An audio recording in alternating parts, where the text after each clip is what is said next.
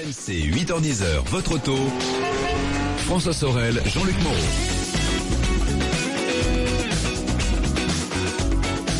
Il est 9h10, c'est RMC, le week-end des experts. Le retour de l'automobile. On attaque notre deuxième acte avec Jean-Luc Moreau. Pour débuter, on va parler carburant justement. Et on va parler alcool au volant. Non mais attendez, pas alcool au volant, alcool dans le réservoir. Oui. Enfin oui, l'alcool est légal, mais si c'est la voiture qui le boit. C'est ça, il n'y a pas de problème. C'est ça la grosse différence. Et c'est le super-éthanol E85. Alors on va parler principalement du super-éthanol E85. On va parler aussi de l'éthanol. Alors super-éthanol E85, avec un nombre de pompes, vous savez, pendant longtemps, ça a stagné. On était aux alentours de 300 pompes et puis on a l'impression que d'un coup... Ça y est, ça s'excite. Je sais pas, alors j'allais dire il y a eu une explosion, mais avec... C'est peut-être pas forcément une bonne image. On a avec nous Gilles Dascoten, qui est responsable des nouveaux débouchés pour l'association générale des producteurs de maïs et des producteurs de blé. Je vous mets les deux ensemble, c'est pas gênant. Bonjour. Gilles Das. Bonjour. Alors on est à combien de pompes aujourd'hui de super-éthanol 85 en France? Alors au dernier pointage, nous sommes à environ 800, un peu plus de 800 stations, ce qui veut dire à peu près 10 par mois supplémentaires depuis 3-4 ans. Comment on est 800, ça veut dire sur combien de stations en France? 15 000 à peu près, 15 000 stations-service. Ok. Bon, mais vous avez 1500 stations de GPL, donc vous voyez, ça commence à se rapprocher. Ça commence à se rapprocher. Pourquoi est-ce que d'un coup les distributeurs décident de vendre de l'éthanol ? Déjà parce que c'est un carburant renouvelable, donc c'est certainement un geste pour l'environnement. Plus sérieusement aussi, c'est un carburant qui est moins cher.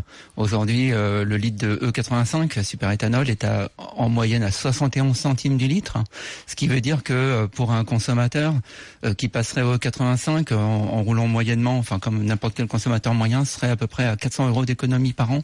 Donc c'est vrai que ça peut intéresser des gens. Pour les distributeurs, c'est aussi une façon de respecter leurs engagements de distribution de carburants renouvelables, à laququelle ils sont obligés. Ah, d'accord. C'est-à-dire que il y a une obligation quand même légale. Autrement, ils sont tapés sur les doigts. Ah, il y a un petit peu, oui. Ah, d'accord. Je comprends mieux. Mais Jean-Luc, est-ce qu'il existe beaucoup de modèles aujourd'hui, véhicules compatibles avec ce système? Justement, ça va être la suite. Ça va être la suite.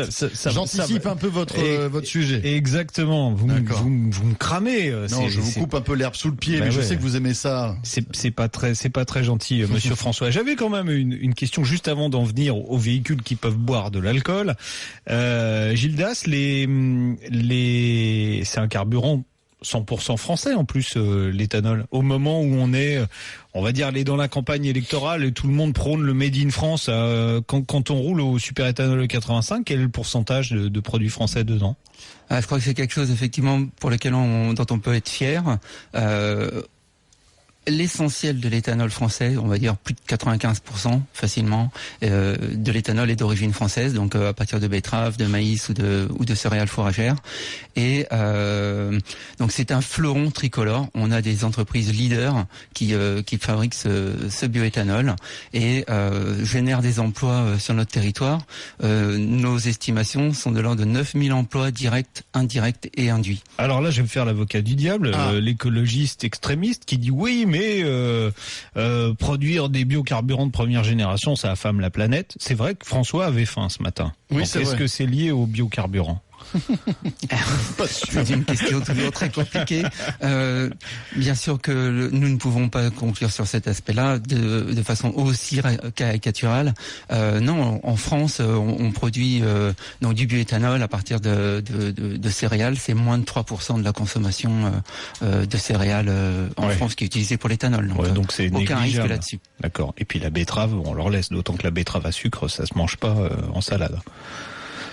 Non, pas la betterave à sucre. Bon, alors il y a en revanche un vrai avantage écologique qui a été prouvé par tous les organismes qui se sont penchés sur ce cas, et Dieu sait qu'il y a eu des études diverses de fait, puisque on a cherché à chaque fois à plomber un petit peu les biocarburants. Le gain en matière de CO2, ce qu'on appelle du puits à la roue, c'est-à-dire en tenant compte de la fabrication, c'est-à-dire depuis le moment où on plante la plante, c'est le cas de le dire, jusqu'au moment où on la transforme, jusqu'au moment où on l'utilise dans la voiture et que ça sort du pot d'échappement, le gain en matière de CO2, il est de combien? Alors, il est de plus de 50%. C'est l'ADEME qui l'a mesuré en 2010. Et là, on tient compte de tout. On tient compte de l'essence dans le tracteur, on tient compte des engrais azotés dans les champs qui émettent du protoxyde d'azote, qui est un gaz à effet de serre. Enfin voilà, donc là, on prend absolument tout en compte et on peut estimer qu'on a un gain de 50% d'émissions de CO2. Supérieur à 50%, ça c'était mesuré en 2010. Depuis, il y a eu des améliorations qui ont été faites sur les usines, de la captation de CO2, de fermentation. Donc on peut estimer aujourd'hui qu'on est au-dessus de ce chiffre. D'accord. Ça veut dire que quand on fait son plein avec sa voiture, qu'on met 50% qu'on met de l'éthanol dedans, on gagne 50% d'émissions de CO2. Votre voiture qui émettait, par exemple, une voiture moyenne, c'est 100 grammes de CO2 par kilomètre. Là, je passe à 50. Vous passez à 50, vous payez le carburant moitié moins cher. Et vous dites, mais pourquoi est-ce que tout le monde ne roule pas à l'alcool? Vous dites pas tout, je consomme un peu plus quand même. On consomme un petit peu plus. Ça dépend des modèles. Alors, tout à l'heure, votre question, maintenant serait forte à propos, justement. Eh bien, vous savez quoi? Elle sera encore plus forte à propos après cette petite pause. Eh ben d'accord. 9h17, c'était RMC. Et puis on aura Alexis Landrieux, qui est gérant de Biomotors avec nous juste derrière, qui est un spécialiste, lui, un peu comme vous, mais de l'alcool pour les moteurs. Lui. Super éthanol, voilà le carburant du futur, écolo, pas cher, et c'est peut-être véritablement le carburant qu'il faut avoir. On en parle dans un instant sur RMC, à tout de suite. RMC jusqu'à 10h, votre auto. RMC jusqu'à 10h, votre auto. François Sorel, Jean-Luc Moreau.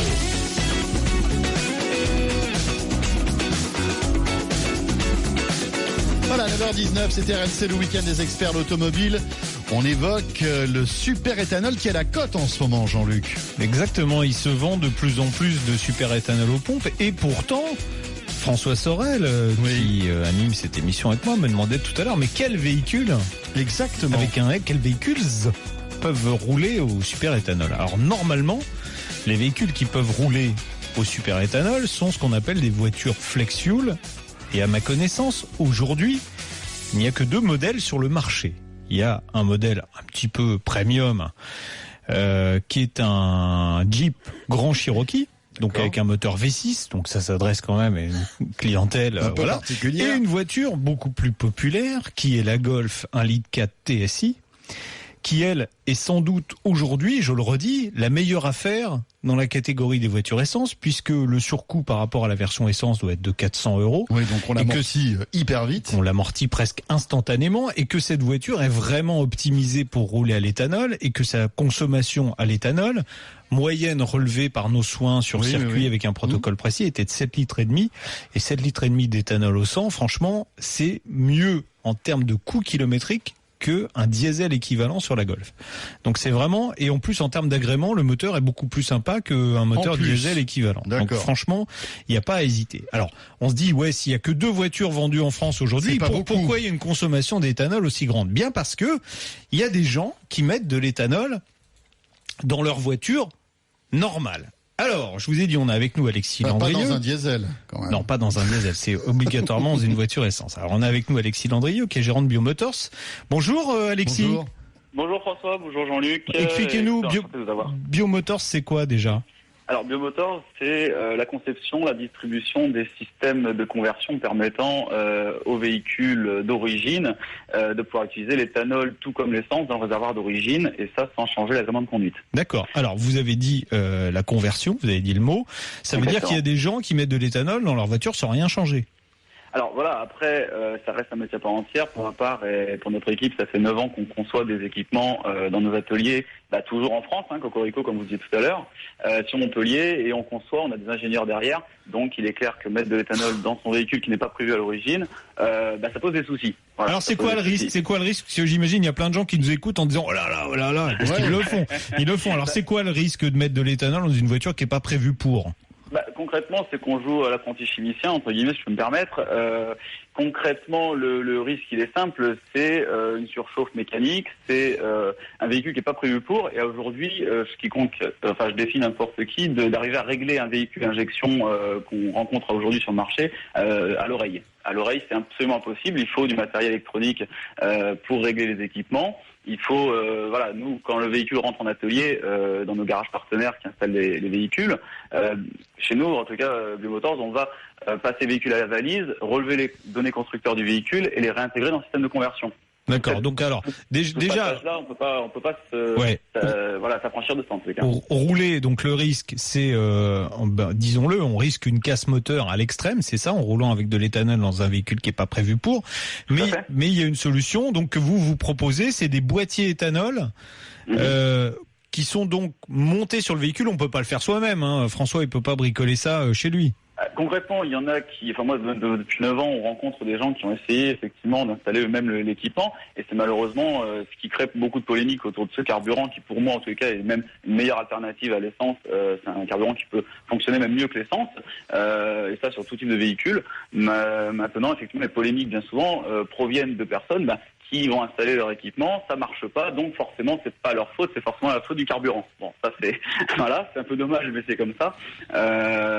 Et effectivement, là, le risque majeur, et on le voit déjà, quelqu'un qui va ne pas utiliser de boîtier, par exemple, il suffira de démonter ses bougies, par exemple. Hein, elles sont toutes blanches, on verra que voilà, exactement, elles vont être toutes blanches. Si les bougies sont blanches, ça veut dire bien évidemment que le reste mélange de la mécanique, voilà. Le reste de la mécanique est dans le même état. Donc les bougies, c'est pas grave en soi, ça se change, ça coûte 25 €, 30 €.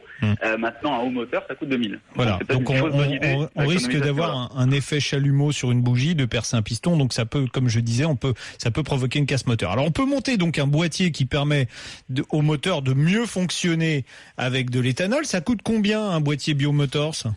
Alors, tout va dépendre aussi du véhicule qu'on nous a porté. Bien évidemment, on parlait justement des véhicules flexuels où on n'a que 2 choix de modèles. Aujourd'hui, avec un équipement, on peut équiper tout type de motorisation essence. Ça va de la moto, du bateau, au jet ski, de la petite voiture jusqu'au gros véhicule. Donc on a cet avantage évidemment de pouvoir jongler sur n'importe quel modèle et donc avoir un choix. Bien évidemment, le tarif va varier en fonction de ça. Concrètement, le tarif de base sur un moteur 4 cylindres, on va dire le plus courant, on va être avec un forfait complet, donc comprenant l'équipement, l'installation par un garage professionnel qui suit une charte de qualité et 3 ans de garantie incluse, on va être à 790 €. D'accord. Alors moi j'ai trouvé sur internet des boîtiers à 150 €. C'est quoi ça ? C'est la fausse bonne idée. C'est la fausse bonne idée, c'est-à-dire que 150 € c'est pas cher, mais si ça marche pas, c'est toujours trop cher. Malheureusement, vous allez rencontrer sur le marché, et je le vois depuis 9 ans déjà, le problème c'est que tout se vend sur Internet, et tant que c'est pas cher, ça se vend. Maintenant, il n'y a aucun support technique. Le seul argument de vente de ces boîtiers va être achetez-le-moi, c'est très facile à installer, vous pouvez le faire vous-même. Chose que j'ai déjà évoquée, c'est impossible sans matériel électronique aujourd'hui de régler un véhicule à l'oreille. Et bien évidemment, ça fausse bonne idée puisque 150 €, c'est très bien, c'est pas cher pour un boîtier. Maintenant, si ça marche pas, ça l'est toujours trop. Donc, faut comprendre vraiment tout le process, c'est que une véritable installation, ça passe par une installation, par des garanties, et tout ça, on ne les a pas avec un boîtier de ce type-là. Ouais, vous me disiez, il y a des boîtiers qui arrivent de pays asiatiques qui sont vides.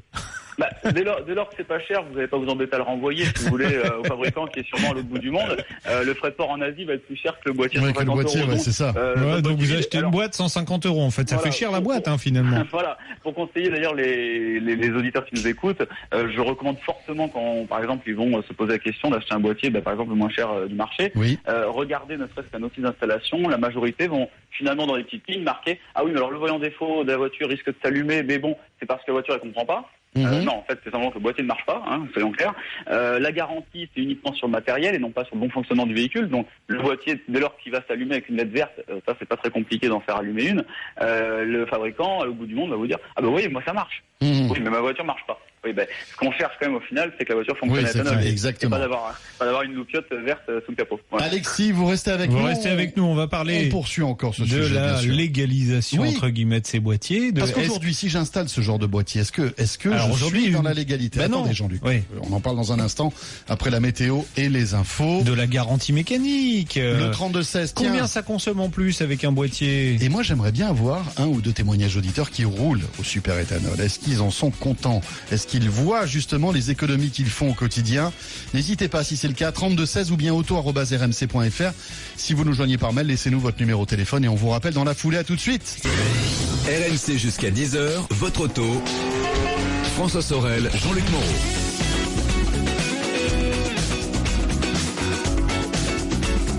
Un excellent dimanche avec RMC.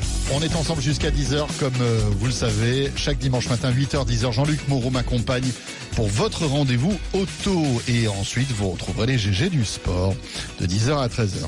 Jean-Luc, on évoque le super éthanol qui a véritablement beaucoup d'avantages. Qui a beaucoup d'avantages, plus de 800 stations, donc on le trouve facilement à peu près partout.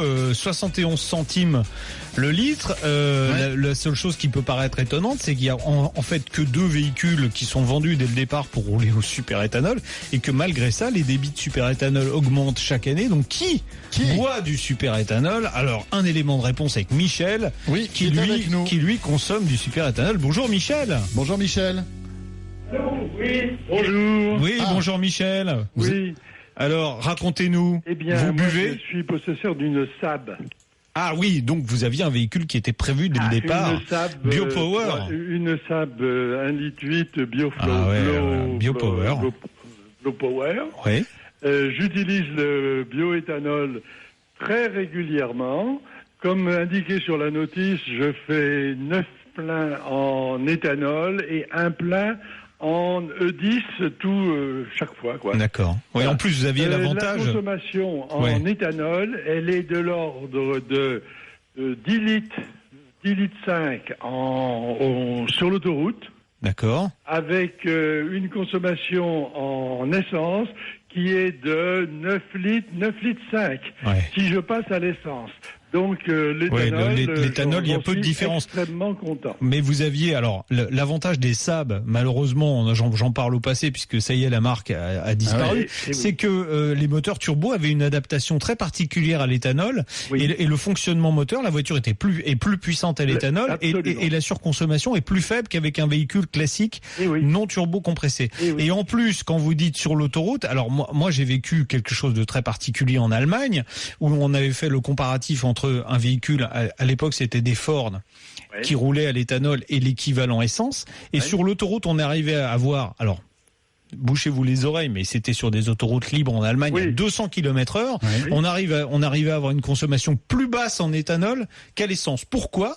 Parce que en éthanol on n'a pas besoin d'enrichir le mélange excessivement quand on est à très haut régime. Alors qu'en essence, on a besoin de le faire pour refroidir la mécanique. Donc en fait, on a une surconsommation.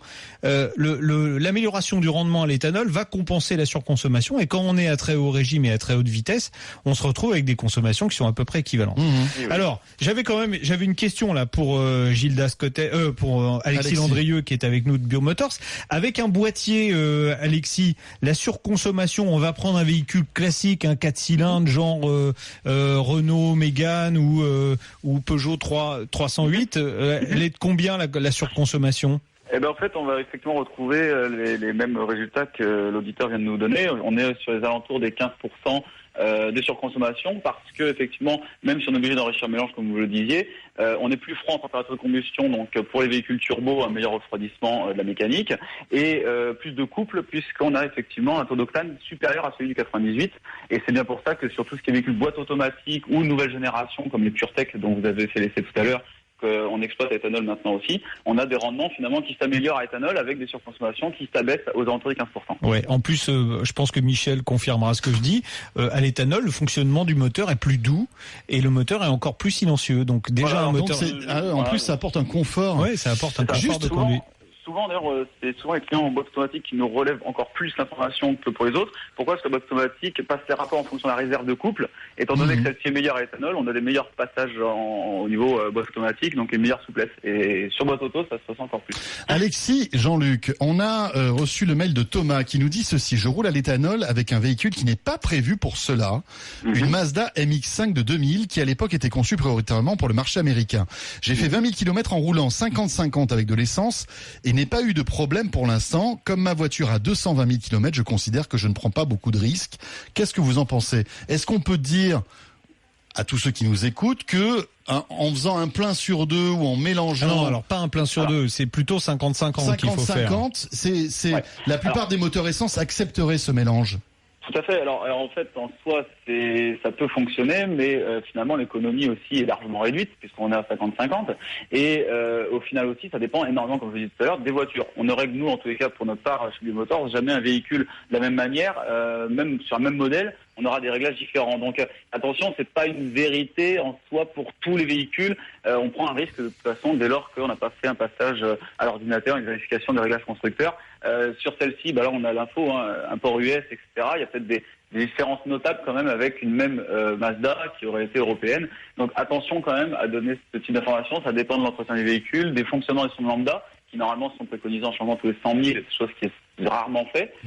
Donc c'est quand même beaucoup de paramètres un peu hasardeux, entre guillemets, qui, pour une économie en soi qui est largement réduite, puisqu'on est qu'à 50-50, on va dire que c'est quand même prendre un risque pour peu d'économie finalement. Oui, alors j'avais une dernière question, Alexis. Jusqu'à présent, on pouvait mettre un kit éthanol, mais légalement, on n'avait pas le droit de l'utiliser puisqu'il aurait fallu une modification de la carte grise. C'est quelque chose qui est en train de trouver une issue. Enfin, normalement, ça devrait être fait avant la fin de l'année ou au début de l'année prochaine, c'est ça ? Exactement. Ça fait 2 ans effectivement qu'on travaille sur le dossier. Il y a des essais UTAC qui ont été réalisés, qui ont prouvé et démontré les bienfaits du boîtier et son efficacité, du moins pour un boîtier digne de ce nom. On va sortir d'impasse, c'est tant mieux parce qu'aujourd'hui, c'est pas que c'est interdit, oui, il y a un manque de législation, donc bien sûr, on interprète dans le sens où ça nous arrange. Manque de législation veut dire que tout le monde a le droit de faire ce qu'il veut, et en soi, ça donne aussi le droit à des personnes, comme on disait tout à l'heure, de vendre des boîtiers vides. D'accord. Donc, en soi, aussi bien pour les boîtes reconnues, enfin les entreprises reconnues, que pour les utilisateurs, une législation permettra aussi d'y voir plus clair. D'accord. Puis il y aura une garantie qui sera offerte, qui se substituera à la garantie du constructeur. Merci Alexis. Merci Alexis. De rien. Biomotors, donc. Exactement. Gildas, une petite chose juste, je vois que le site est en saturation. Oui, c'est ce que j'allais vous dire. Le site ne marche pas là. Alors, il est en saturation, donc juste secrétariat, je vous donne le numéro, ça ne dérange pas. Oui, non, allez-y. Oui. Ouais, on le mettra sur notre site à nous, qui est pas en saturation. Voilà. D'accord. Et sinon, la page Facebook, Biomotors. Voilà. Le numéro de téléphone secrétariat, sinon c'est 04 67 20 45 95. Mais Merci ça devrait beaucoup. être établi pour lundi. Merci Alexis. Bonne journée, au revoir. Merci Alexis. 9h41. Gildas, si on veut en savoir plus sur le mondial de l'auto, il y aura un stand. Oui, la collective bioéthanol sera présente au mondial de l'auto, hall 3, stand 119, donc pour les 15 jours. On aura l'occasion d'en reparler. Merci beaucoup.